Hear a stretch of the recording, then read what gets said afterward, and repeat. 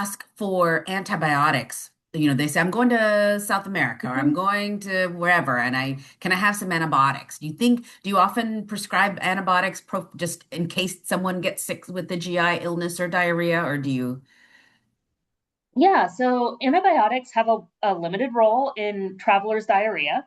So if anyone is ever curious, I do have my world famous traveler's diarrhea handout that I made on one of the snow days this past year that I'm always happy to pass around. But typically mild symptoms, which are the stool's not quite normal, but you're still able to go and do all of the fun, interesting tourist activities. More moderate traveler's diarrhea, which is it kind of keeps you from doing the things you want to do.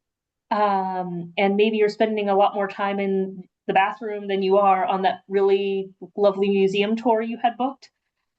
Is a place where there may be a role for antibiotics anytime it's severe. So fevers, blood in the stool, unmanageable symptoms, that's when you want to seek care locally because unfortunately, some of the bacterial strains actually get a little worse when we put antibiotics into the system because it causes the bacteria to die rapidly, which sounds good until they release all of their toxins, which actually make us much sicker. So, something to definitely think about.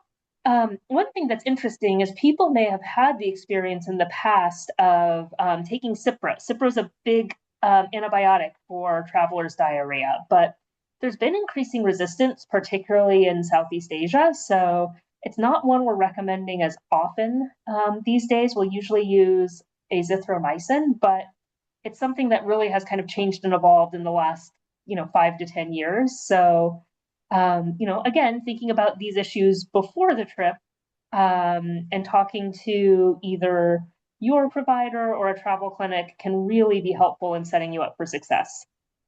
Absolutely. And I think I'm glad you said that because I think it comes up a lot and people panic when we're traveling. We're Mhm. like, oh no, my stomach's a little upset, and we panic and we jump to the antibiotic.